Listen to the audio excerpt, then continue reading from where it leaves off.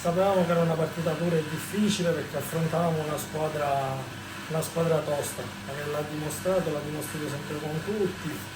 È l'unica squadra del campionato imbattuta col Favara, quindi ha dimostrato che è una squadra che se la giocava con tutti. Sono stati bravi i ragazzi a crederci fino all'ultimo, perché per noi questa partita era troppo importante. Era importante vincerla, ma sapevamo che affrontavamo una squadra tosta.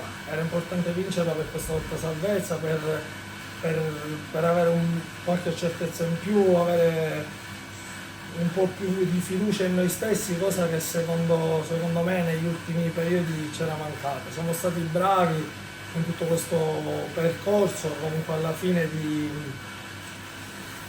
non perdere, diciamo, non perdere quasi mai. Abbiamo fatto tanti pareggi, quindi riuscivamo a essere sempre in partita, a fare bene delle partite dove abbiamo meritato di più, partite dove abbiamo meritato di meno.